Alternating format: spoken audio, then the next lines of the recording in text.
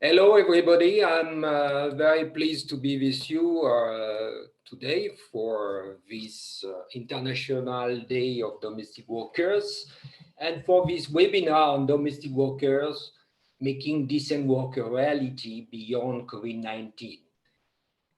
It's really a pleasure to be with you today, even if the time are not easy for many of you. First of all, let me tell you that the webinar is offered in English, French, and Spanish. You can select the language you wish to hear on the below table on the screen, selecting the interpretation button. Quiero decirle antes de todo que los tres idiomas, inglés, francés y español, son disponibles para la reunión. Puede seleccionar el idioma que quiere en la tabla debajo de la pantalla apoyando sobre el botón interprétation. Je veux vous dire que donc, les trois langues, anglais, français, espagnol, sont disponibles pour le webinaire. Vous pouvez sélectionner la langue de votre choix en allant en bas de l'écran, vous appuyez sur le bouton interprétation. So I come back to English. Second, today we are very lucky to be joined by speakers who are domestic workers working in several countries of the planet. We have, I'm not guaranteeing about the pronunciation, I must say. We have Lilian Marrero working in Dominican Republic, Essi Yara Koto working in Togo, Lizel Galdo working in Malaysia, Marianne Abunda working in Kuwait. In addition, we have Myrtle Whitby, who is the president of the International Domestic Workers Federation, IDWF, and Marike Koning from the International Trade Union Confederation, ITUC.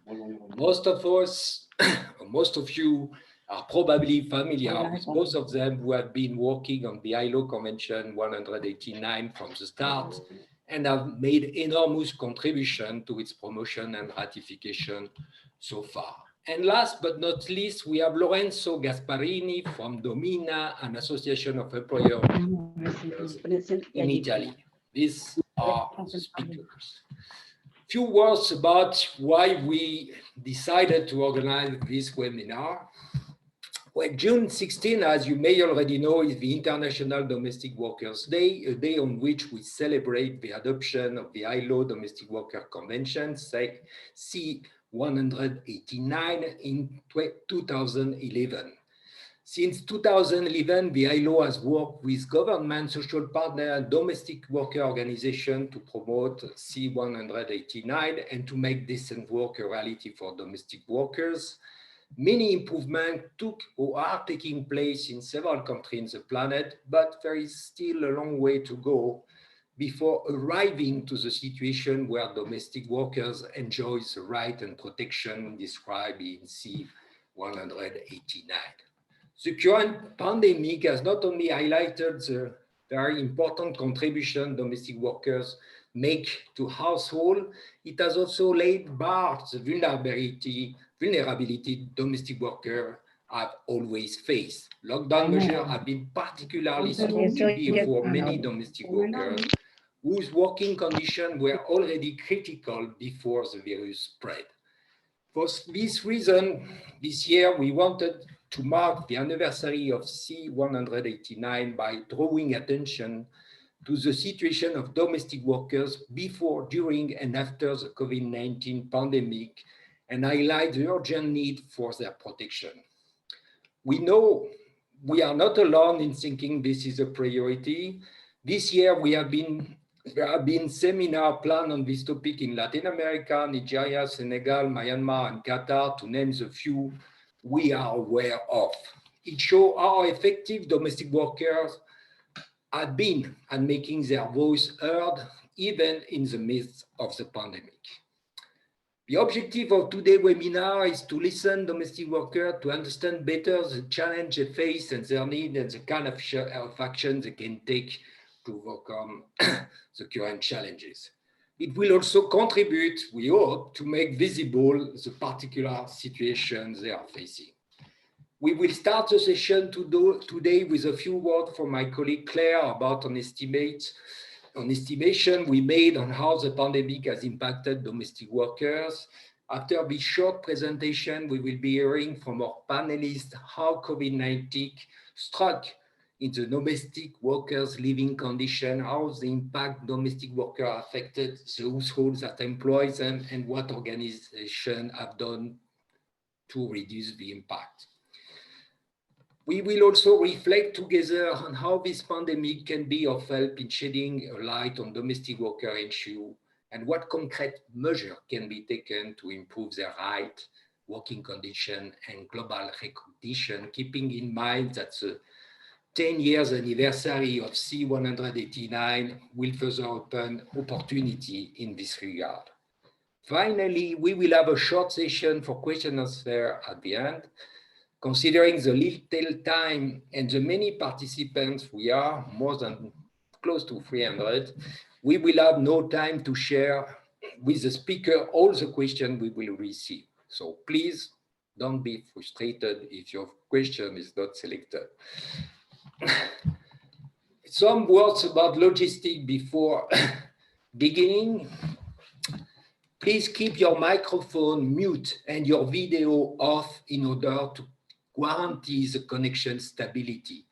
We will take the liberty to turn off your camera and microphone if they are accidentally switched on. Following the panel, we will have, as I say, a Q&A question. During the whole duration of the webinar, you can write and send your question in the chat table. Please send them in everyone can see mode and clarify whether your question is a general one or addressed to a specific speaker. We will record this webinar and make it available on the ILO website in a few days. We are also live streaming on YouTube. I ask the speaker before giving the floor to Claire, I ask the speaker and Claire to please respect the time allocated for each one of you. Time is very short. If you go out of the time allocated to you, the colleague will have less time to express themselves. So please respect time. Many thanks. So Claire, you have the floor. Thank you very much, Philippe, and welcome everybody. Thank you so much for joining us in such great numbers. Today, I'll be speaking just very shortly about some new estimates that the ILO has produced, thanks to many colleagues, most especially my colleague Florence Bonnet, that looked at the impact that COVID-19 might have had on domestic workers in terms of their jobs and income. I'm just trying to share the screen so that you can see.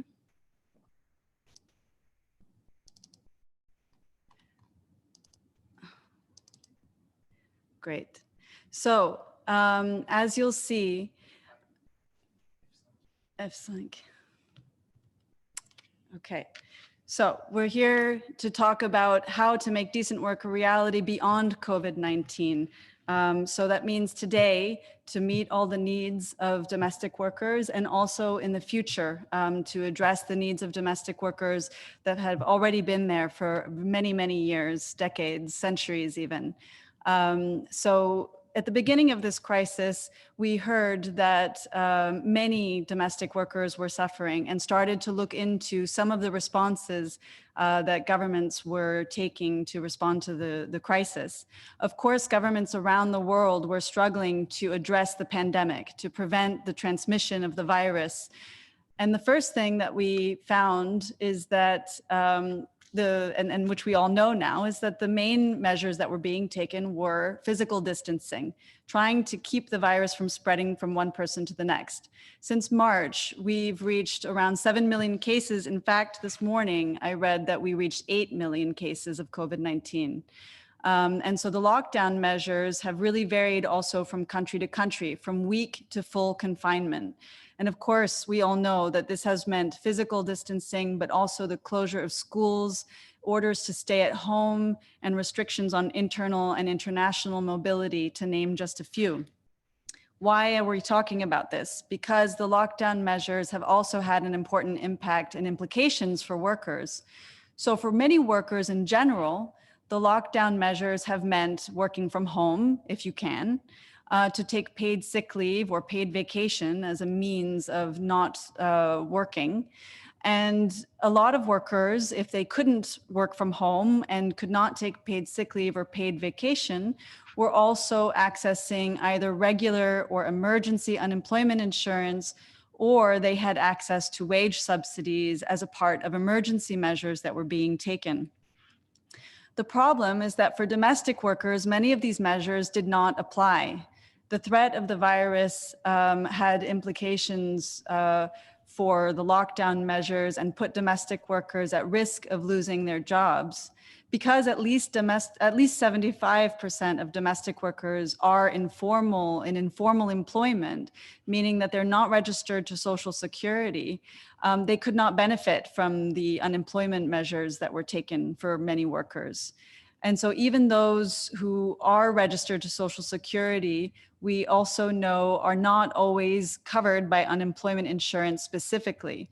So for domestic workers, a lot of the measures that were taken, both in terms of lockdown and in terms of protection, were not necessarily applicable and put them in a difficult situation. So the ILO did these estimates to understand the number of domestic workers who were at risk of losing their jobs or seeing a reduction in their hours worked. So of all domestic workers, we see that by 4th of June, 70% of domestic workers were at risk of being significantly impacted, in that they were not, in that they were going to face the risk of losing their jobs or income. We also know that 55% on that same date of domestic workers who were significantly impacted were in informal employment. Actually, let me rephrase that. 55% of domestic workers were in informal employment and significantly impacted. The other number that I think is important that's not here is that 76% of the domestic workers who were impacted were in informal employment. That means that the majority of domestic workers who were impacted were informally employed. Those were the global figures, but this was true across regions, be it in Africa, in the Americas, in Asia, in the Pacific, and Europe and Central Asia. We'll make all of this is available in a new fact sheet that has just been published today that you can access online on our website. But it's important also to take into consideration that while informality was one of the main risk factors of job and income loss during the crisis, there are a lot of formal domestic workers that were also affected. And that is mostly because formal domestic workers didn't necessarily have access to unemployment insurance, like we were saying before. But in addition, a lot of them were asked not to come to work, and employers did not necessarily know of their responsibilities to continue to employ domestic workers or to continue to pay them. And a lot of employers who are workers themselves may not have necessarily had the financial capacity to continue to pay. And in general, fear, we believe, was one of the big factors that obviously has influenced all of us during this time. If you want more information, you can find the fact sheet on our website. But we won't take up any more of your time at the moment, because I think everyone has joined us today to really hear from the domestic workers themselves, the employers themselves, and their organizations. So without further ado, I'm going to open the panel. As Philippe has already introduced our panelists, I'm just going to say that we're going to start with a round of questions on the impacts and the emergency measures that have been taken. And we'll then look at some of the responses that have been taken towards improving the situation for domestic workers. So my first question for the unions is, for the domestic workers unions, is if you can tell us a little bit more about what the impacts have been in your country. Do you find that the estimates that were shown here are relevant from your perspective? What were some of the different situations that you witnessed in your countries? I'd like to start with our speaker from Togo, Essie, if she could please take the floor.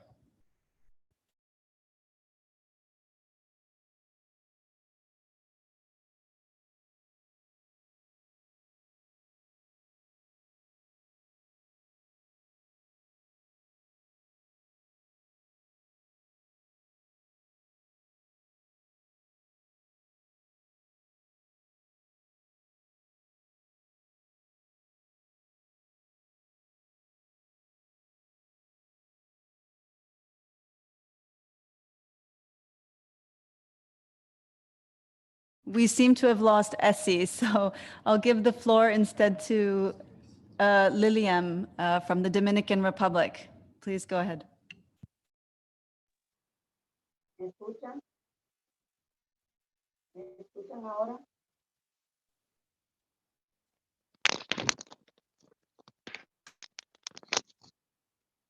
¿Me están escuchando? Ay, Sí. ¿me escuchan? No escuché la pregunta primero.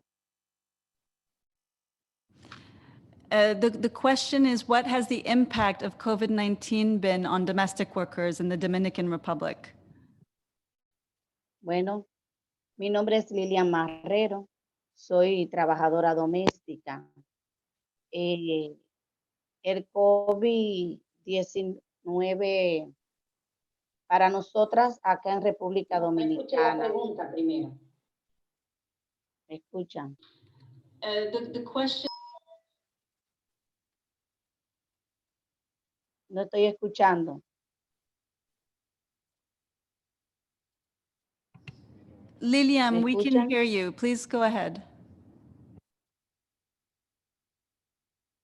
Les decía que acá en República Dominicana, mi nombre es Lilian Marrero, soy trabajadora doméstica y secretaria general del Sindicato de Trabajo. Un momento, por favor.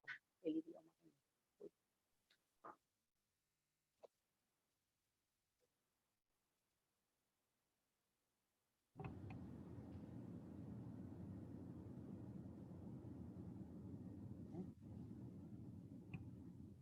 Me toca a mí ahora. ¿Me escuchan ahora mejor? Sí. Adelante. Gracias. Estamos en Dominicana, ¿eh? Estamos en Dominicana. Como les seguía diciendo, mi nombre es Lilian Marrero, soy trabajadora doméstica, secretaria general de Trabajadoras Domésticas, un FETRAP, acá en República Dominicana. So Claire, maybe we change, we move the time to correct. ¿Se escucha más? Sí, adelante. ¿Me están escuchando? Adelante, lo siento. Dominicana, ¿eh? Estamos en Dominicana. Como les decía,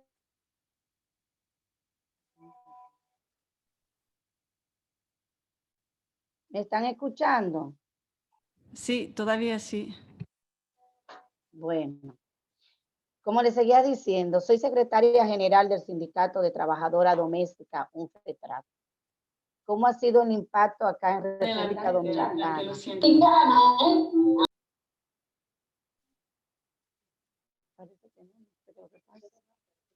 Más vale cambiar, Claire. Más vale cambiar. Lilian, vamos a cambiar porque se escucha mal. Que escuchamos mal. Bueno, en español. Oui, oui. Oui, oui, oui. We're very sorry, but there seems to be a technical difficulty with our chair's Hay connection dificultad. that keeps seeming to cut the microphone. We're very sorry about this. Sí, vamos, Lilian, vamos a mover con alguien más que escuchamos porque hay problema de conexión. Entonces, yo propongo, Claire, que... Ahora sí se escucha mejor. No, sí. Hay dificultad. ¿Me escuchan ahora? Sí, Lilian, creo que el problema, Lilian, si me escuchas, creo que el problema es que Philip no puede escuchar, pero los demás sí. Por eso es... Vamos a mover con alguien más que puede. Lilian, creo que todos estamos escuchando muy bien lo que estás diciendo, pero Philip no, y por eso hay una confusión de lo que está pasando. Vale, entonces, Ok, un ratito vamos a ver lo que está pasando con... con Philip. Okay. Sí, yo escucho. No tengo problema de escuchar, Vale. yo escucho. Perfecto, entonces, Lilian, ¿puedes seguir? Estamos escuchando muy bien lo que estás diciendo, pero Si me Philip no, pueden y por eso... repetir la pregunta de nuevo. Siempre todavía estamos con el impacto de COVID-19 sobre las trabajadoras del hogar en la República Dominicana. En algunas palabras, por favor. Bueno, acá en República Dominicana, el impacto del COVID-19 ha sido muy traumático, ya que nosotras estamos en nuestros hogares sin salario, sin seguridad social, pero lo peor todavía no está por llegar, que es cuando regresemos a nuestros hogares, a nuestro trabajo, y muchas de nosotras van a ser despedidas. Esto ha sido tan traumático para nosotras porque como trabajadora doméstica, encontrarnos en nuestra casa sin todas estas necesidades, sin poder tener que darle a nuestros hijos porque nos mandaron a la casa sin salario y sin ninguna esperanza de que podamos tener cuando estemos enfermas una seguridad social que nos ampare y sin saber que vamos a tener un trabajo cuando regresemos. Para nosotros ha sido fatal. Thank you, Lilian. I'd like to go now to Kuwait to hear the situation of domestic workers and the impact that COVID-19 has had on domestic workers in Kuwait. And could you take the floor? Hello. Yeah. Kuwait is no different to the countries around the world that battles COVID-19 pandemic. A population of 4.8 million inhabitants, with 70% of this population are migrant workers. 750,000 are domestic workers. The domestic worker sector routinary work were disturbed due to lockdown. Let us always remember that the domestic workers are the frontliners of each home. Many experience abusing working hours. Mostly they work from 12 to 15 hours a day, and some even work for 17 hours a day. Based from our collected data, we gathered the data from the online survey that we conducted from March 20 to May 1 with 3,110 respondents. Out from the total respondents, 584 are domestic workers. There are workers who do caregiver work to employers, household members who are COVID positive without being given PPE and other protective materials against infection, and unaware of or not trained to handle such cases. There are workers who are not given protective gear like masks and gloves, exposing them to danger. The domestic workers are the least priority to have access to medical treatment, even if the illness is not connected to COVID, especially those workers who are under medication from other known illness due to old age. There were workers that their rest day were canceled. Vacationing domestic workers were canceled due to closure of airport in operation. But those benefits were not being converted on its monetary equivalent. Workers who were infected are driven out of employer's house. This is rampant to irregular or informal workers, domestic workers. Many forms of abuses arises to the irregular workers. Moreover, domestic workers are those domestic workers were given different work, like those who are working in the school as assistant teachers, salon, restaurants, cleaners, caregivers, and others. This group of workers were not given their salaries during the lockdown or suspension of business. For example, in school, the school will resume on October. So until then, they will not receive their salary. Only few recruitment agencies do monitoring of workers they deploy. Visibility on their sector is not observed. Though government interagency task force were launched to maintain orderliness and security, a hotline was established for them to call. But due to high volume of calls and focus of the government towards fighting the pandemic, labor and judicial cases were being put on hold up to this moment. Thank you very much, Marianne, for that testimony from Kuwait. I think it would be interesting to hear now about another country where there are a lot of migrant domestic workers. If we could hear now from Liesl in Malaysia, please. Hello, everyone. The impact of COVID-19 of most domestic workers, especially for Filipinos and Indonesians here in Malaysia, where most of them or most of us feel the stress and depressions, not just for the current situation that we are facing, but also about our families, because they are also facing the same situations. And we are thinking also of how we can send the remittances when we cannot go out. And of course, our family is just waiting for the remittances that we're going to send to them. So some employers were not giving salaries for the reason, what will we do with the money when we cannot send it to the remittances?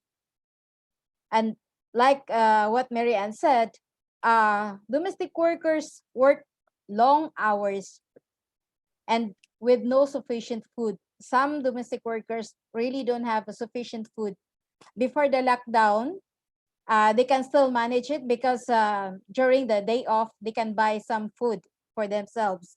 But during the lockdown, we're not able to go out and we're not able to buy something. And they're also, even if they can go out the nearby market, they were scared and they get paranoid to get infected. The economic impact, not just to ourselves, but also our families back home. Salaries deductions, delayed for more than 3 months, or some don't really receive salaries at all. Based on our data, we conducted the data and only 110 workers responded. We found 75% of the live-out domestic workers lost their jobs because the employer said maybe they will get infected and they will transfer it to their employer. So the employer said you cannot come back until the lockdown is over or until there is a vaccine. Thank you very much, Liesl. I think that what's coming out here is a very interesting dimension, because one of the things that we know is that the domestic workers who live in the homes of their employers have tended to confine with their employers and therefore have had much longer working hours. But it sounds like there are also some domestic workers who live in the households who are being asked to leave anyway and finding themselves in very vulnerable situations. I'd like to go now to our speaker from Togo, Essie, who is back online with us now. Essie, I'm going to hand you the floor, okay? Bonjour. Est-ce que vous me recevez? Oui, parfaitement, merci. D'accord. Toutes mes excuses pour la connexion. Au Togo, également, le coronavirus a impacté les travailleurs, nous les travailleurs domestiques, en ce sens que beaucoup ont perdu leur travail. Ceux qui font le travail journalier, surtout, beaucoup ont perdu leur travail. Le Togo a aussi adopté un couvre-feu où à 18h, tout le monde doit être à la maison. Donc, ce qui a fait que ceux qui font le travail journalier ne pouvaient plus se rendre à leur travail. Donc, cela a empêché les travailleurs à ne plus avoir leur gain quotidien et leur financement leur salaire, rien de tout cela. De plus, nous sommes exclus de la subvention de l'État octroyée aux entreprises privées et à ceux qui font des artisanats, les commerçants. Donc, nous, les travailleurs domestiques, nous n'avons pas été pris en compte par cette subvention. Donc, pour survivre, nous, les travailleurs domestiques, ou certains ont opté pour vendre des choses. Donc, je peux vous donner l'exemple de l'une de nos camarades qui a commencé par vendre et à 18 heures, elle a été frappée par un soldat parce qu'elle n'arrivait pas à respecter le couvre-feu. Également, nous avons les travailleurs domestiques qui vivent. Eux, ils ont réussi à rester chez leur patron pour continuer le travail, mais ils sont discriminés par leur patron. Quand elles sortent pour acheter quelque chose, elles reviennent, on les menace qu'ils amènent la maladie à la maison. Donc, les patrons n'arrivent pas à leur payer les masques, les détergents, tout ce qu'il faut pour continuer à travailler chez eux. Ils ne leur payent pas ça. Donc, ça fait que le salaire que les domestiques reçoivent à la fin, la moitié, c'est pour payer les détergents, les masques, pour pouvoir garder leur travail. Donc, c'est la situation dans laquelle nous sommes au Togo. Merci. Thank you very much, Essie, and I'm very happy you were able to reconnect with us. So we've been hearing a lot from domestic workers, and obviously the situation is one in which there's been a lot of job loss and other situations that have come up also for a lot of live-in domestic workers. I wanted now to take the opportunity to hear from one of the very, very few employers organizations in the world. We're very pleased to have with us Lorenzo Gasparini from Domina in Italy. And my question to you is, obviously this crisis has affected domestic workers, and as a result, it's affecting employers of domestic workers as well. Could you say a few words about what you've seen? Good morning to all. Lockdown in Italy has caused a forced suspension of the contract and of the salaries in many sectors. Many employees have been left home with no income. However, for most of the employees, smart working has been adopted as a solution to the physical presence in an office. This situation has had different impacts on families. The first is that not everyone has been able to continue to pay for their domestic worker.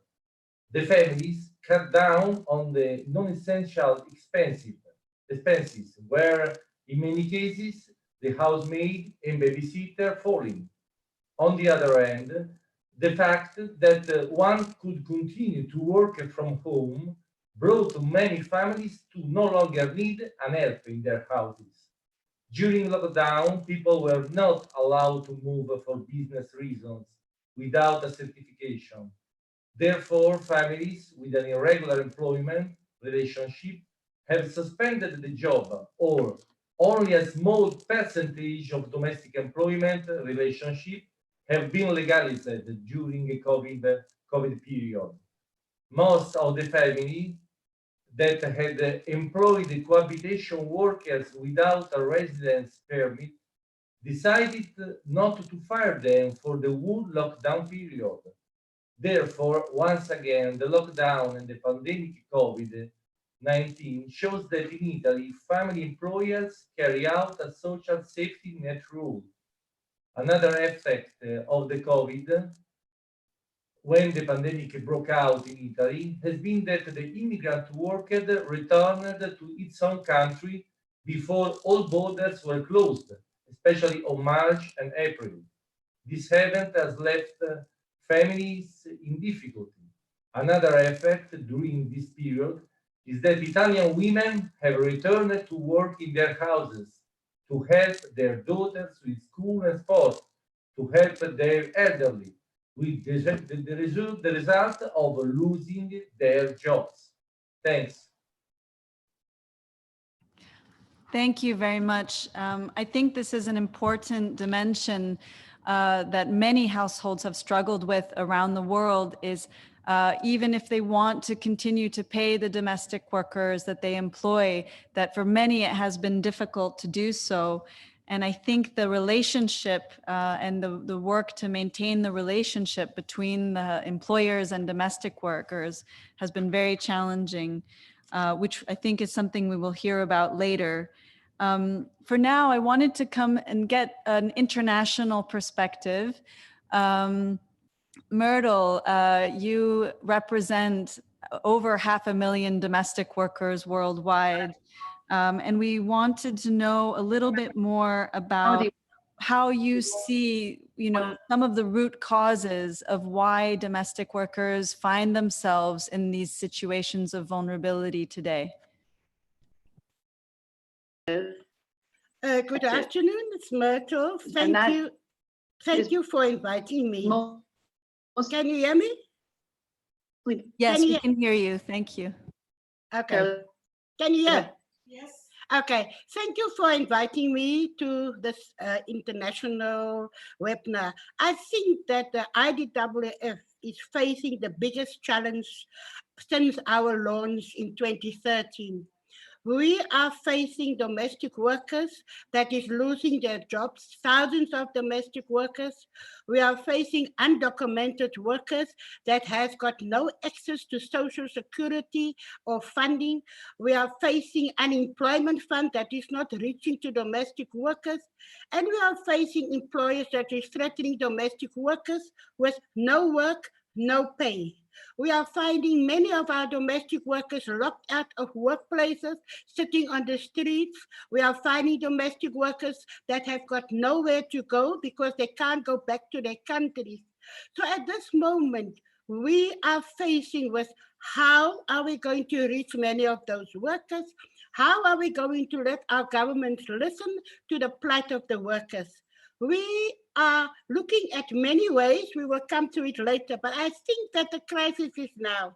Poverty and hunger is facing the domestic workers, and also domestic workers' children that have to go to school. Domestic workers' children doesn't have access to clothes and anything. So I think that we have to put our heads together of how are we going to come out of this crisis and how will we be able to do much more for domestic workers, and how will we be able to reach out to the government to see that domestic workers have access to social funds, to unemployment funds. And this is what we're actually striving for, is to see many domestic workers' offices are closing because domestic workers can't keep their offices open because there is no funding coming for their offices. Many organizers is not going to be able to work. And also the challenge is going to be, how are we going to rebuild the domestic workers structure, and how will we be able to get the trust back into the domestic workers, that they will trust the IDWF and that they will believe that we will rise upon this. Thank you, Claire.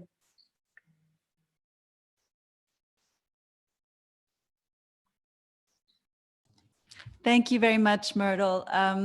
We have now a very good picture about the global impacts on domestic workers. I'd like to now turn to Marika from the ITUC, who has been a long-time champion of domestic workers' rights and Convention 189 on decent work for domestic workers. We've just heard about the widespread impacts. In reality, most workers were impacted, and particularly women, I suppose. But could you tell us more about those impacts on women and on marginalized groups? And maybe a little bit about how the emergency measures have been taken and whether they've been applicable to domestic workers. Yes, thank you, Claire, and thanks for your introduction. First of all, and on this International Domestic Workers Day, I want to share our profound solidarity with domestic workers across the world. So, viva domestic workers. While tremendous steps forward have been made since the adoption of Convention 189, the World COVID-19 pandemic, as demonstrated by Myrtle, who just spoke, and the previous speakers, has impacted domestic workers deeply. The majority are women and many belonging to marginalized communities. And this shows the profound relevance of ratifying and implementing ILO Convention 189 up until today and for the next coming years to come.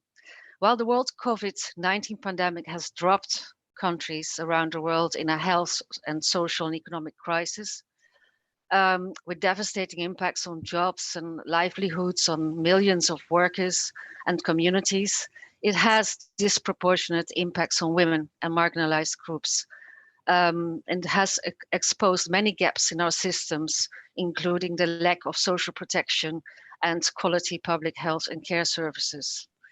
And for the domestic workers, as shown with the impacts just described by the previous speakers, they have already or are already facing with big challenges to be covered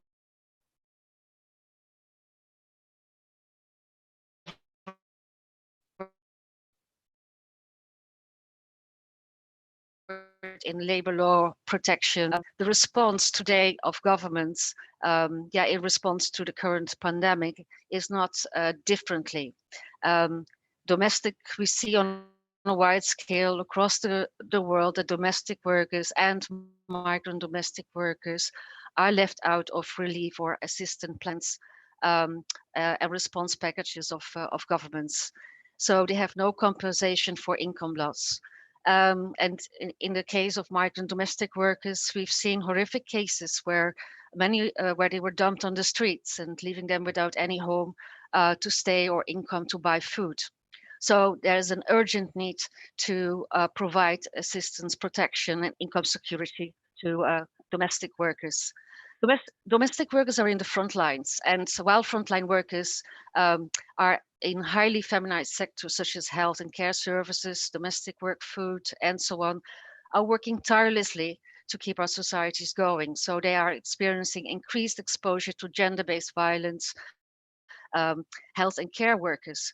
Over 70% of whom are women are experiencing trauma and psychological impacts on a daily basis. And many have been and still are lacking the necessary personal protective equipment. While many are working from home during national lockdowns, for too many women, this means being exposed to domestic violence. And while essential workers in the front lines got applause for the valuable work to keep our societies going, one of the most vulnerable groups in the front lines, domestic workers, were left out completely in the response packages due to their informal status and not being registered under the social security systems. And the recent Black Lives Matter protests across the world for racial and class justice had made us all aware that racism and the related exploitation and oppression of people of color, Black communities and indigenous communities is widespread. It is the root cause why they have been disproportionately affected by the pandemic, including as frontline workers. Many domestic workers belong to Black, indigenous, people of color, and migrant communities. And while unions across the world respond tirelessly to secure assistance for workers with urgent needs, with the IWF, for instance, setting up their global fund to assist domestic workers, while unions urge governments to adequately respond to gender-based violence across frontline workers and secure assistance for those affected by domestic violence, while unions are bargaining for income security, social protection, and to prevent mass unemployment and more. The fact that governments still leave many behind, including domestic workers, migrant domestic workers, shows that we need a transformational and intersectional change based on the needs of all in our society, leaving no one behind. Thank you very much, Marika. I think this is a good segue into speaking about some of the responses now that we've seen from the domestic workers organizations, unions, and also employers associations. And to reverse the order, maybe this time I'd like to go first to Italy, to Domina. There was one of the most unique examples of a social dialogue where the employers and the workers worked together to help improve the situation. Lorenzo, could you please tell us a bit about what has happened, what you've done to support domestic workers and households during this time? Domestic work is based on personal contact, and to contain the spread of the virus, Domina asked all families to suspend the contracts that were not essential to limit as much as possible epidemiological contracts. However, in proposing the suspension, Domina asked all family employers to continue, where possible, to pay the domestic worker, despite not working, or to grant holidays to not leave the domestic worker without an income. The Italian government evaluated the personal service activity as an essential job, not forbidden like other jobs. For this reason, Domina wrote a vademecum for the Italian employers how to continue working in security. The vademecum was sent to all the members, promoted on social media and published in a national newspaper. To preserve the dignity of the whole sector is fundamental to recognize the workers' right is the same as protecting the family. Domina, that represents employers of domestic work, together with the workers' union, signatory of the collective labor agreement, following the exclusion of all domestic workers from any kind of income support, have met the Minister of Equal Opportunity and Family and the Minister of Labor and Social Policies to invite the government to find a solution for this difficult situation. In the month of May, the domestic workers managed to obtain a regulatory measure that recognizes them 500 euros for May and 500 euros for June. This measure, despite being an economic aid for the domestic worker, is a violation of the fundamental rights, starting from that of equal rights, because the regulatory measure was not equally applied for all workers. The discriminating factors were a delay in regulation. Only a part of domestic workers are the beneficiaries of the allowance. That is, only those that have a contract without cohabitation and with working hours above 10 hours. The temporary suspension during the COVID period is not requested. This means that all those workers that have continued to work and earned a salary can benefit of an additional economic support. During the meetings held with the government, all social partners strongly insisted to regulate not only this difficult period, but to legalize the whole sector for the future. Only in this way we will be able to reduce the 16% gap of illegal labor that oppresses Italy. Like a Casacol, health insurance sector, we have expected economic aid both for this positive to COVID virus and this in quarantine. We have also included a 200 bonus for workers with dependent minors residing in Italy, informing all the workers through social media and TV, not only in Italian, but also in English, Romanian, Spanish, and Ukrainian, the language of the workers. Thank you very much for that summary. It sounds like you've all been doing a tremendous amount of work together. And again, one of the few examples of social dialogue, although there are one or two others that are worth mentioning, and you can read more about as well on in the ILO briefs. I'd like to hear about it. Italy had ratified Convention 189, and in Dominican Republic, the government has also ratified Convention 189. But I'd like to hear from Lilian what your union has been doing to help domestic workers in this context.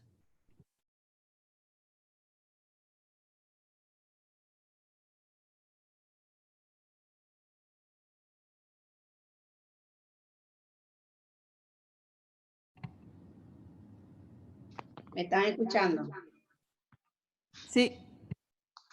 Bueno, acá en República Dominicana lo que hemos hecho, ya que tenemos el convenio 189 ratificado, pero ha sido una tristeza, ya que no ha sido implementado. Lo que hemos hecho acá en República Dominicana es que no hemos unido los 3 sindicatos conjuntamente con el Ministerio de Trabajo y el acompañamiento de la FIP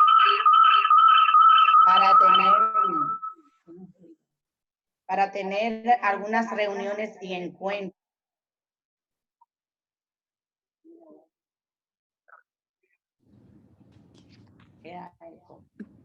Thank you, Lilian. We were hearing some echo, but I think your main message has gotten across that the 3 unions have worked closely together to make sure that domestic workers were receiving basic needs and to also push for inclusion in the emergency measures in the Dominican Republic. I'd like to quickly go to Togo, to Essie, to hear a little bit more about what your union has done for domestic workers in Togo. Merci. Pour les travailleurs domestiques au Togo, vu la situation, il n'y a plus le moral. Donc, le syndicat au bureau, quand nous recevons des plaintes, premièrement, nous leur remontons la morale. Et nous avons fait aussi des sensibilisations sur nos groupes WhatsApp et sur la radio. Nous avons parlé des mesures de barrière à respecter. Nous avons également porté notre voix au niveau du gouvernement de nous aider dans cette situation.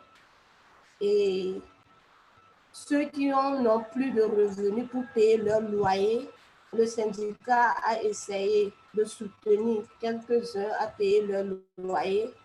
Et avec l'appui de IDWF, notre fédération internationale, nous avons donné des vivres, nous avons payé des kits sanitaires, nous avons distribué surtout ceux qui sont dans les domiciles des patrons qui continuent leur travail pour qu'ils puissent continuer par travailler. Nous avons donné des vivres à ceux qui sont maintenant à la maison, ils n'ont plus de travail. Nous avons donné ces vivres. Nous avons également fait des sensibilisations sur les affiches pour parler des situations des domestiques en cette période. Et également, nous avons fait des sensibilisations de bouche à oreille aussi. Merci. Merci beaucoup, Essie. I'd like to now turn to the 2 countries where there's a vast majority of migrant domestic workers. Starting with Malaysia, Liesl, could you tell us a little bit more about what your work has been to support domestic workers, including, based on the survey that you were able to conduct among the domestic workers? Yeah. Hi. During the first phase of the MCO or the movement control order, we provide hotline for domestic workers who need information about the pandemic and also those who need help. But because of the movement control order being extended, most domestic workers are seeking food. So we raise donations among ourselves, and we also publish to Facebook and to WhatsApp, seeking donations from other donor. So we able to provide but because of the limited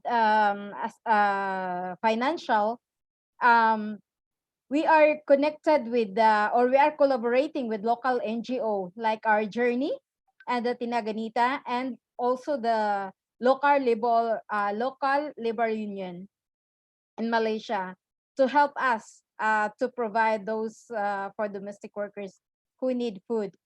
And they provided many packages, including the milk for the babies, for migrant workers.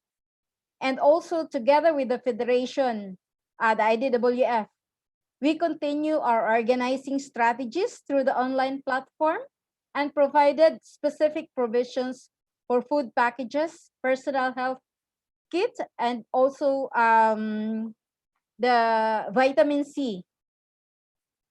And we are happy also that the Indonesian embassy helped their nationals by providing a letter for the domestic workers leaders to deliver to their members or their nationals the food. Yeah. Thank you very much. It sounds like you've really been doing frontline humanitarian assistance for a lot of domestic workers. Could we hear now from Kuwait, Marianne, about the situation there? What work have you been doing? Yes. Aside from the awareness campaign supported by IDWF, ILO, we also collaborated with other local NGOs. So we are providing counseling support for domestic workers and also with the COVID patients to lessen the increasing numbers of suicide cases due to depression and discrimination created by this pandemic, giving them food and vitamin support to boost their immune system. Initiated the largest relief operation in Kuwait for migrant workers in cooperation with non-government organizations, charitable institutions, religious organizations, and community organizations. We started to respond our operation from March to present. As of this moment, we distributed 15,000 food packs. So the services that we offered for now is we give food assistance, medical assistance, milk for infants, counseling services, COVID-19 support, legal counseling, distribution of washable masks and face shields. And we also do immediate extraction of workers from workplace if they are positive from COVID or distress. If they are positive, we have partners from the Pinoy Ambulance Group whom we coordinated the worker with as the first step to safety and recovery. We conducted the survey to know and understand better the situation of the migrant workers experiencing during the COVID-19 crisis. With 3,110 respondents, 585 are domestic workers. The results we will use as recommendation for policy change and to realign our program after this pandemic. Thank you very much. It's very impressive how many domestic workers organizations have been able to conduct surveys and reach domestic workers despite all of the lockdown measures in place. I know that many domestic workers organizations have suffered during this time as well. Myrtle, I know that IDWF has been doing a lot of work to assist them. Could you say a little bit more about that work? I think the IDWF executive, together with our General Secretary, who has worked so hard to actually find $500,000 for the IDWF. And with that, we have managed to send money to 66 countries. The most needed things of the countries was food. Many domestic workers are without food in their homes. Many domestic workers don't have access to data. Many domestic workers don't have access to water. So most of the money that was sent to the countries was used to actually provide food, water, data, and things for domestic workers. Also, we are still short of $500,000 because there is so many needs of domestic workers, and we're trying our best to reach as many domestic workers in Africa and in the world. but it is a hard task for us. We also assist domestic workers organizers that is now without the income. We also help them with funding to see that also they can put food on the table in their homes. Even in South Africa, we were very fortunate that people from America have helped the Satsao in South Africa to start a crowdfund where we could actually also help some domestic workers to have food on the table for their families. But at the moment, it is the poverty, it is the food, it is having basic access to water and things like that. And also the bigger thing is also we have to understand now that most schooling is done on internet, no schooling needs data. So parents also need that for their children so that the children can keep up with the schoolwork. So with that, the IDWF executive will carry on together with our Elizabeth Tang, our strong General Secretary that's working day and night to assist those workers within this country. Thank you very much. Thank you, Myrtle. Now we have a last question from Marika before we go to our public Q&A. Marika, a lot of impacts we've heard about results from vulnerabilities that domestic workers already faced in the labor market. What are some of the tools and approaches that you think are necessary to ensure their protection in the future? Yeah, I just want to say that I'm very impressed with how much courage, the determination and strength the domestic workers around the world and the IDWF are responding and assisting the domestic workers right now within this pandemic crisis. And I think that is very impressive. And I think that also, that's why I also want to give it the following context, because the pandemic shows that ratifying Convention 189 is more relevant than ever, since it offers domestic workers a floor, the minimum protections they should enjoy, including a minimum wage, a contract, working hours, right to work breaks, and a 1 day off, a contract, rights and protections for migrant domestic workers, but also access to social protection. And the increase of violence and harassment across frontline workers and of domestic violence, which during the pandemic revealed once more the relevance and crucial importance for the wide ratification of ILO Convention 190 and its effective implementation, together with ILO Recommendation 206. This is of a fundamental importance for domestic workers because of the widespread mental and physical abuse, the bullying, the rape and violence of domestic workers and migrant domestic workers in the world of work.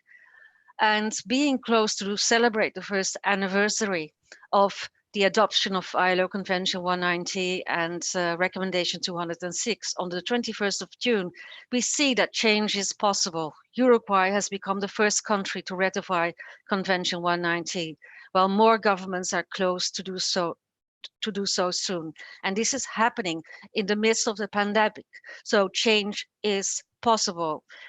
The pandemic also underpins the importance for adequate public investments in public health and care service systems, decent pay for all care workers, including domestic workers, creation of more care jobs, decent care jobs, assuring occupational health and safety for all workers, and quality public health and care services, including for all marginalized groups. And I can announce that ITUC, in partnership with the IDWF and global unions and PSI and EI and WeGo, are planning ahead for a global action day on the 29th of October, a global action day to invest in care and for decent and more decent care jobs for all care workers across all the sectors. I also would like to point out just quickly the universal access to social protection systems, and including for domestic workers. Trillions of dollars are now being mobilized to combat the health, economic and social impacts of the pandemic, mainly in the richest country, but only a small fraction of this would be enough to extend social protection to all those across the world. who do not have it. So it shows that it is possible. And ITUC has called for a global social protection fund to be established. And while we also need to look into respecting specifically the rights of migrant domestic workers according to international treaties and rights, formalizing informal work and other measures to be taken, I think what we are looking at is building a new normal, working together with the domestic workers to build that new normal. And we are calling it as well a gender equal, inclusive new normal. So we will work together. Thank you. Thank you very much. That sounds like a lot of collaboration going forward to make sure this never happens again for domestic workers. With that, I'd like to, first of all, thank all the panelists and now turn to Philippe, our chair, who is back with us, thankfully. And we will be taking some questions now from the public. So Philippe, the floor is yours. Merci Claire, donc je vais parler en français, j'ai commencé en anglais, je continue en français, ça fait un peu de diversité.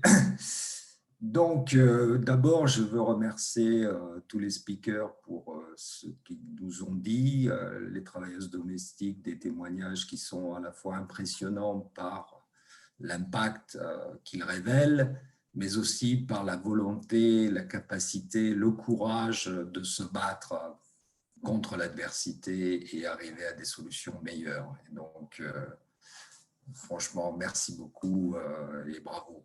Hein. Évidemment, le combat des travailleuses domestiques, Claire et moi, on est dedans depuis des années. Et c'est un combat, vous pouvez compter sur nous, on ne va pas le lâcher ni demain ni après-demain. Donc, on va poser quelques questions, enfin, on va prendre quelques questions qui ont été posées. Je vais d'abord commencer par donner la parole à Marie-Béatrice Levaux, qui est présidente de la FEPEM, qui va nous parler rapidement d'une expérience en lien avec ce qu'on a entendu. Marie-France Béatrice Levaux, vous m'entendez ?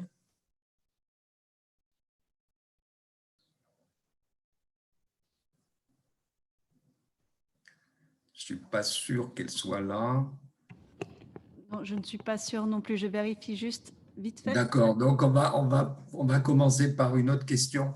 Donc, parmi les questions qui sont posées, il y en a beaucoup, il y en a plusieurs qui concernent l'action prise par les gouvernements, en particulier en Afrique. Donc, comment vous percevez, à la fois travailleurs, mais aussi employeurs, la position actuelle des gouvernements? Est-ce que vous êtes satisfait du type d'appui que vous recevez ou pas? Est-ce que vous avez l'impression, comme c'est malheureusement le cas souvent, que les travailleurs domestiques sont un peu considérés à part par rapport aux autres travailleurs? Donc peut-être on commence avec Essie.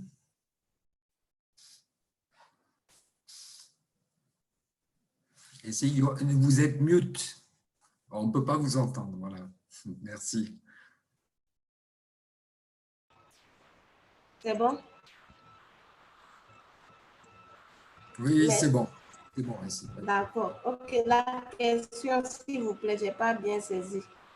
C'est de savoir, est-ce que l'action des gouvernements, parce qu'on a parlé de l'impact, mais est-ce que vous avez l'impression dans votre pays et peut-être au-delà de votre pays, au-delà du Togo, hein, un pays où j'ai vécu quelques années d'ailleurs, que les gouvernements appuient les domestiques ou vous avez l'impression que est fait? Merci. Bon, toutes nos vous êtes repassé en mute. Voilà. C'est bon? OK. Toutes nos actions, toujours nous faisons tout pour que le gouvernement puisse nous entendre. C'est pour cela d'ailleurs que toutes nos activités, nous faisons la couverture médiatique sur les radios, sur la presse, la télévision, pour qu'ils puissent nous entendre, même s'ils ne veulent pas nous entendre. Quand ils vont capter leur télé pour suivre le journal, ils vont nous voir dans toutes nos activités, en passant par l'inspection du travail, le ministre du Travail, nos plaidoyers tout le temps, toutes nos activités. Nous envoyons nos rapports et il nous dit toujours qu'ils sont avec nous, de ne pas baisser le bras, ils vont nous satisfaire. Donc, c'est ça, le gouvernement togolais, je dis qu'ils sont aussi dans le combat avec nous.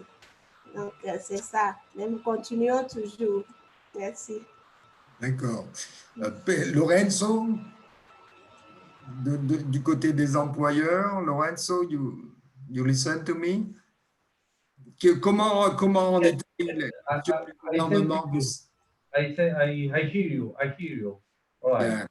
Yeah, the same question. It means it's what has been the position of government in Italy with regard to domestic work and how you been maybe advocating to try to change that. This is one of the questions we receive.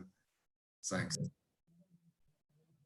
Well, the government has asked the political and social states generally to participate in rebuilding Italy's social and economic fabric. Domina asked the government to be more present, to participate in relaunching the country by drawing the stakeholders' attention to the voice of the employers that have been and will be one of the major pillars of the national welfare. I am sure that institutions will acknowledge the dignity and value of the domestic work that in Italy counts both regular and irregular more than 2 million workers, of which 60% falling in the illegal labor and produce 14 billion added value, of which 7 million regular. I hope that the government will find a new structure where the employer families can have the employees' salary tax and therefore save up to 4,000 euros every year. And this will lead to recognize greater rights for domestic workers and make welfare more sustainable, allowing women to re-enter the labor market and also the state's treasury to save money. We have to limit as much as possible the burnout and depression of domestic workers known in Romania like Syndrome Italia. Cat Stevens told us it's not time to make a change, but now we have to say it's time to make a change. Thank you for your attention. Philippe, je pense que nous avons Madame Béatrice Levaux avec nous maintenant. Voilà, est-ce que vous m'entendez? Yes? Vous m'entendez? Ok, merci beaucoup, excusez-moi. Moi, je vous entends depuis le début et je voulais vraiment saluer toutes les interventions. Je suis émue d'écouter ce qui se passe à travers le monde sur ce secteur tellement important de l'activité au domicile de nos concitoyens dans le monde. Jamais le domicile n'aura été un lieu aussi symbolique pendant la période de crise. Alors, évidemment, en France, je me sens un peu, en vous écoutant toutes et tous, un peu privilégiée, même si notre combat, aussi bien du côté des employeurs que du côté des salariés, vis-à-vis du gouvernement, n'a jamais été arrêté depuis près de 20 ans. Ce que je retiens dans ce que vous avez dit et dans notre expérience, la première chose que je retiens, c'est l'importance du travail déclaré. Il ne peut pas y avoir de droits sociaux si nous sommes face à un secteur qui n'existe pas aux yeux du gouvernement et de la politique publique. Et c'est un des points très importants qui nous a permis en France de vraiment mettre en valeur 1 400 000 salariés déclarés. À partir du moment où nous connaissons les salariés parce qu'ils ont un travail déclaré, nous pouvons évidemment mettre en place des droits sociaux. C'est ce que nous avons fait avec la convention collective et surtout, c'est ce que nous avons fait avec un accord de prévoyance qui oblige effectivement le paiement pendant la maladie Et Dieu sait qu'il a été important pendant cette période. Et donc, dans notre secteur aujourd'hui, l'ensemble des salariés déclarés sont couverts par un accord de sécurité sociale et de protection. Ce que nous avons obtenu là, il y a quelques mois, dès le mois de mars, c'est l'accès au chômage partiel pour les travailleurs domestiques en France. Nous étions exclus de ce dispositif et nous avons obtenu d'être intégrés à une démarche adaptée de chômage partiel dans notre secteur qui a permis de prendre en charge par le gouvernement 80% du salaire de tous nos salariés qui ne pouvaient plus venir travailler au domicile de leur employeur. Et nous nous sommes battus pour que les employeurs compensent les 20% restants.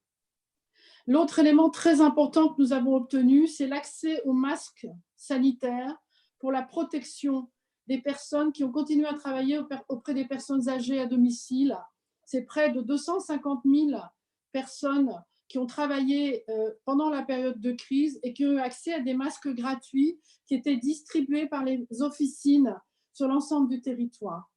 Et enfin, le troisième objet que nous avons obtenu, c'est la mise en place par notre caisse de prévoyance d'une aide de 300 € immédiate pour faire face aux difficultés que nos salariés avaient, je dirais, devant elles. Et nous avons aussi distribué 1 400 000 masques à l'ensemble de nos salariés depuis un mois. Et donc, tout cela s'est fait grâce au dialogue social, puisque nous avons créé un guide de reprise d'activité paritaire qui a été négocié à l'unanimité de toutes les organisations syndicales et qui permet depuis 15 jours de reprendre le travail, de reprendre l'activité au domicile des ménages en toute sécurité et en tenant compte de tous les gestes nécessaires à la sécurité des travailleurs. Donc voilà, moi je dirais deux choses. La première, ne jamais lâcher le triangle d'or qui s'appelle des organisations d'employeurs, des syndicats de travailleurs et le gouvernement, et essayer d'avancer ensemble pour prouver, s'il faut encore le dire, que les activités de soins à domicile, les travailleurs domestiques sont une pépite pour la société internationale et pour l'accompagnement de nos personnes vieillissantes et de nos jeunes enfants. Et donc, devrait être quelque chose de prioritaire pour l'ensemble du gouvernement. Et je ne veux que m'associer, et je le ferai au mieux que je pourrai, quand vous le voudrez, à tous les objectifs que l'OIT est en train de se donner en cette période anniversaire de la 189. La France est particulière, évidemment, par rapport à cela, mais nous nous sommes énormément engagés et je me mets à la disposition de tous les acteurs internationaux pour aider, parce que je suis émue d'entendre le niveau, encore au niveau international, de non-respect de ce que peuvent être aujourd'hui ces millions de travailleurs domestiques qui sont véritablement la pépite de la solidarité internationale, et on l'a vu pendant ces 3 mois et on le verra évidemment encore pendant les prochains mois. Merci de m'avoir laissé la possibilité de vous exprimer cela. Et bravo à tout le monde. Bravo. Merci, Madame Levaux, pour ce témoignage qui, d'une certaine manière, répond aussi à la question qui était posée, c'est-à-dire quel type d'action peut être menée vis-à-vis du gouvernement ou quelle est la politique du gouvernement vis-à-vis des travailleurs et travailleuses domestiques. Je dirais une question qui est aussi posée, donc vous savez que l'OIT a adopté l'année dernière la Convention sur la violence au travail. Et donc, dans cette période de confinement, ou peut-être la présence dans les maisons était déjà difficile, souvent on a eu une montée de la violence à domicile. Hein. Ça, c'est quelque chose qu'on a observé à l'OIT, sur lequel on a été alerté à de multiples reprises. Est-ce qu'au niveau du travail domestique, vous avez aussi des sensations, bon, la violence existe dans le travail domestique, mais que la période actuelle est aussi une période où les travailleuses domestiques sont soumises particulièrement à la violence au travail? Donc peut-être on peut commencer, comme Messi a déjà parlé, peut-être on peut commencer avec Marianne. Marianne, you listen to me? Not sure. Hello, yes. Yes, Marianne, yes. Um, About your in last, Kuwait, oh yeah. Yeah. No, please go. If you Yeah. understood, that's Yeah, great. Yeah. in Kuwait, when it comes to violence, especially during COVID-19, there is no, it is just surprising that the numbers of abuses is a little lower now than the usual, than before. So, but when it comes to verbal abuses, yes, we have received a lot of issues, a lot of reports with verbal abuses. But when it comes to physical abuses, it is lesser now than the usual.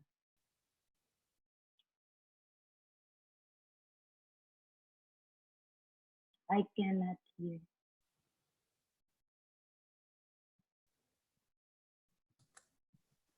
Lilian, you listen to me. ¿Me escucha, Lilian? ¿Me escucha?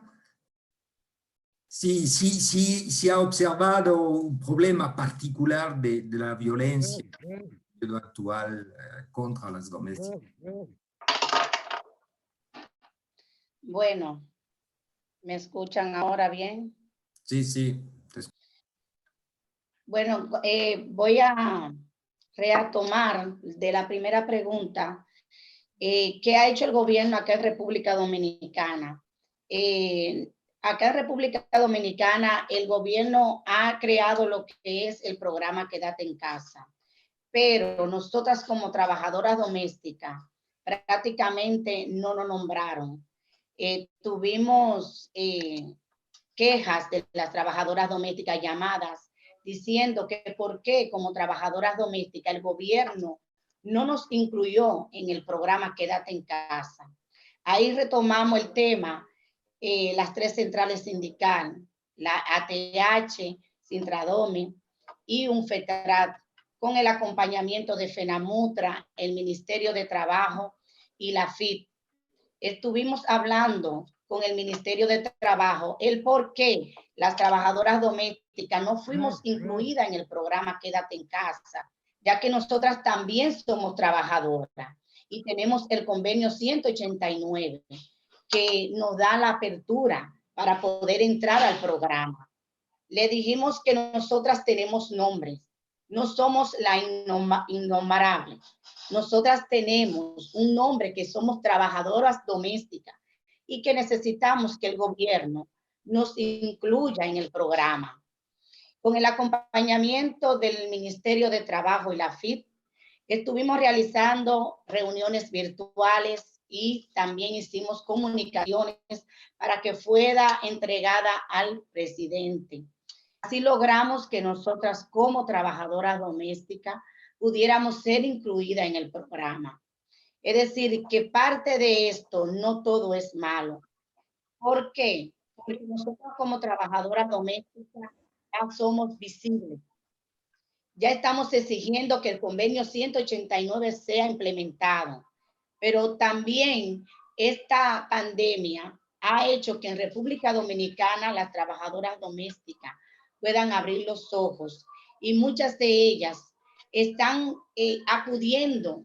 Tenemos más afiliadas a lo que es el sindicato, porque saben que nosotros como sindicatos pudimos hacer valer nuestro derecho para que seamos que el convenio sea implementado en el país. Con respecto al convenio 190, la violencia en el lugar de trabajo, nosotras como federación y como un sindicato, lo que hicimos fue que con anterioridad nosotras estábamos trabajando lo que era No Me Agreda. Estuvimos haciendo campaña, si pueden ver, lo pueden ver, con el programa y con la enmienda que sostuvimos para que en el lugar de trabajo no se hubiese maltratado y que no solamente esto, que el convenio 189 avale que las trabajadoras domésticas no podemos ser maltratadas. Esta es la enmienda. La trabajamos con el Ministerio de Trabajo, con el Ministerio de Medio Ambiente, con el Ministerio de la Mujer. Y esta enmienda nos ha ayudado a que la voz de muchas trabajadoras domésticas sean escuchadas, de que no podemos ser agredidas en nuestro lugar de trabajo. Cada trabajadora doméstica de República Dominicana lleva un kit con su mascarilla No Me Agreda, como pueden ver, con su kit de salud que hemos preparado también, porque muchas de ellas cuando entraron al trabajo no la querían dejar entrar porque no tenían los instrumentos debidos. Es decir, que hemos avanzado en lo que es el COVID-19, hemos avanzado en lo que es el convenio 190, de que seamos escuchadas en un país que somos innombrables, no teníamos nombre, pero ahora sí tenemos nombre. Ahora sí estamos en la paleta pública de que muchas trabajadoras domésticas puedan venir a nuestro sindicato, puedan estar con nosotras, afiliarse y reclamar sus derechos como trabajadoras.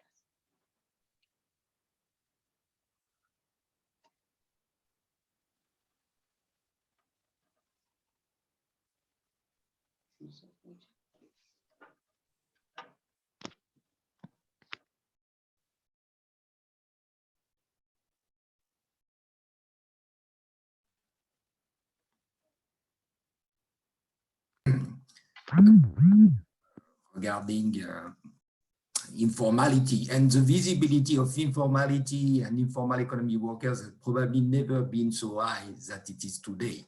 It is in most debates.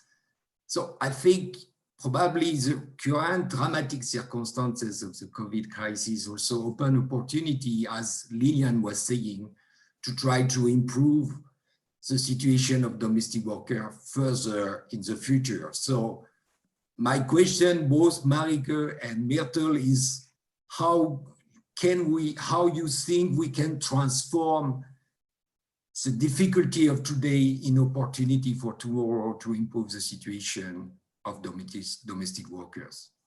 So maybe we begin with Marike and we finish with Myrtle. Marike, thanks. I cannot agree more to give Myrtle the last word.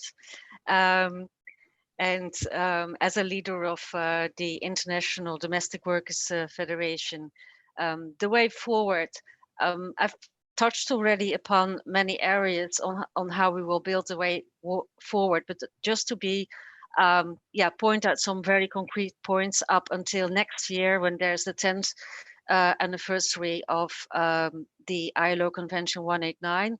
The IGUC, the IDWF and global unions united for a gender equal new normal in response to the pandemic. And they just had 3 outstanding webinars, all recorded and available on how that gender equal normal will look like. We're not going back, we're going forward. And we do this together again with the domestic workers. And this will be enshrined in a collective call to action, which will be shared very soon. And on the first, from 21st June onwards and beyond, we continue with our campaign together with the global unions and of course the IDWF for the wide ratification of ILO Convention 190 and IGUC, IDWF, UNI, PSI, EI and WeGo. We are organizing and uniting all care workers for adequate investments in the care economy and decent pay and working conditions, including pay for work of equal value and for the ratification of Convention 189 and 190. So within that context, we will organize this global day of action on the 29th of October, where, in unison with all care workers across all the sectors and the domestic workers. So I want to close once more with sharing my appreciation for the domestic workers movement, for the IDWF. Domestic workers care, so care for those who care for you. Viva domestic workers, viva. Thank you. So Myrtle, you have the final words. How IDWF will transform the current crisis in further opportunity to change for a better living and working conditions for domestic workers. Yeah, can I say something? I think that it is very important that we let Convention 189 start working for us. Yes, we have 29 conventions ratified, but does it really work for the domestic sector? We are striving within the next year. Next year is our anniversary, 10 years. We need to look at what have we achieved. And if we have not achieved what we want, how can we change the mindset of the government? And this is a strong message we want to send to the world, including COVID-19, including the abuse of domestic workers, including the outstanding countries that have not ratified Convention 189.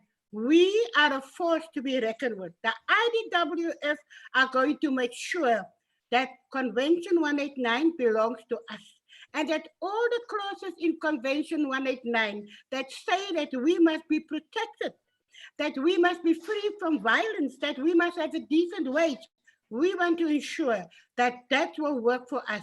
So out of all of this, we want to rise and we want to become much stronger, and our voices shall be heard all over the world. And again, the ILO must stand behind us. We thank the ILO for what they've done for us. We thank the ILO for putting even Convention 190. But if we're not going to make sure that our governments take note of it, it's going to be on paper. So we are going to make that a reality. We thank you also for this opportunity today to state the IDWF, together with ITUC, together with ILO, together with IUF, we are strong, together with RICO. We have got many organizations behind us, and we are going to win this fight. I thank you very much. So thank you, Myrtle. I think effectively, first we should move together, domestic workers, trade union, and employer of domestic workers. I think the situation is difficult enough to not be divided in several groups and so on. So this is what we do. And I more than fully agree with you. I mean, it doesn't enough to have a convention. It is not enough to ratify the convention. The convention should be applied, and domestic worker declare, because that it was said. Meanwhile, domestic workers are not declared, they don't enjoy right and protection. So this is also a very strong push we are trying to do in the ILO. So I want to thank you all. First, the speakers, also with a lot of admiration and respect for what you are doing. This is really fantastic and help us to continue to live and to fight in the future. I want also to thank all the participants and the many comments they sent. We are not able to deal with all, some are very specific to country, but we do what we can and we will do what we can. So thank you very much. And the webinar is closed. Thank you, bye.